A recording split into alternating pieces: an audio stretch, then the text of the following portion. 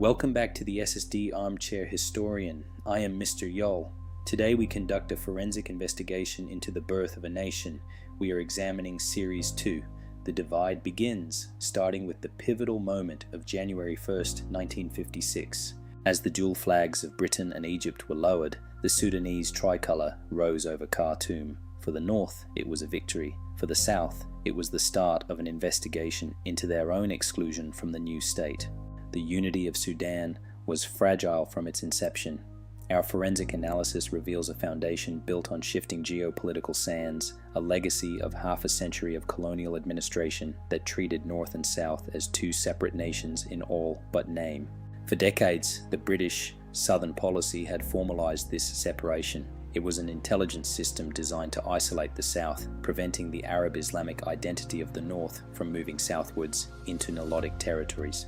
The most stark evidence of this divide lay in the First Parliament. Our investigation into the 1953 transitional elections reveals a legislature fundamentally skewed against the South, ensuring Northern dominance in the new state from the very beginning. In the House, Northerners held 75 of 97 seats. In the Senate, they held 44 of 50. In total, the North commanded 119 seats, leaving the South with just 28, a structural majority that silenced Southern voices.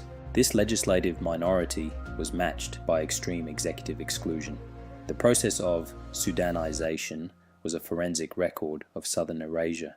Out of 800 senior posts handed over by the British, only 6 were assigned to Southern officials. This exclusion was a systematic denial of Southern participation in the new state. For the South, independence began not with a seat at the table, but with a door being slammed shut. The 1947 Juba Conference was the last real chance for a different path. The South asked for federalism, but the Northern elite pushed for a centralized state, setting the stage for decades of domination and inevitable Southern resistance.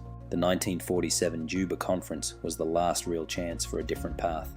The South asked for federalism, but the Northern elite, backed by the colonial powers, pushed for a centralized state centered in Khartoum. The political instability of the first years led to a swift military takeover. In November 1958, General Ibrahim Aboud seized power, ending the brief era of parliamentary petitions and beginning the era of military decree from Khartoum.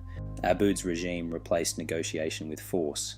His solution to the Southern problem was not dialogue, but a policy of absolute cultural and religious assimilation across the nation. Missionary schools were nationalized, and the Arabic language was mandated as the sole medium of instruction. To the Jeng and the Nath, this was not nation-building, it was an existential war on their cultural and religious identity. To the Jeng and the Nath, this was an existential threat. It was an attempt to rewrite Southern identity through the machinery of the state, further radicalizing a generation. By 1955, the tension had reached the military. The mutiny in Torit was not an isolated event. It was the inevitable result of the systemic exclusion and cultural suppression we have documented today through our investigative records. The investigation shows that independence in 1956 was not an ending, but a catalyst. The failure to integrate the South had set the stage for one of the longest conflicts in history. By 1960, the South had become a police state. Peaceful protests were met with force, driving the Southern leadership and youth directly into the arms of the burgeoning rebellion in the dense forests and swamps of the bush. Resistance began to coordinate in the shadows. Underground meetings were held in the bush as disillusioned soldiers and students began to organize into cells that would soon become the Anyanya. Pamphlets began to circulate, warning that the era of petitions was over. The South was organizing not as petitioners, but as soldiers, ready for a struggle that would last 17 long years. The Anyanya War had truly begun. The investigation into 1956 reveals a nation defined as much by ink and paper as by blood and resistance. The divide was no longer a threat, it was a reality. As we look back at the birth of Sudan, we see that the seeds of conflict were sown long before the first flag was raised. History lives in the land and the archives. I am Mr. Yol. Join us for the next investigation. In our next series, we will examine the escalation into full-scale conflict. Thank you for joining me in the study. Until next time.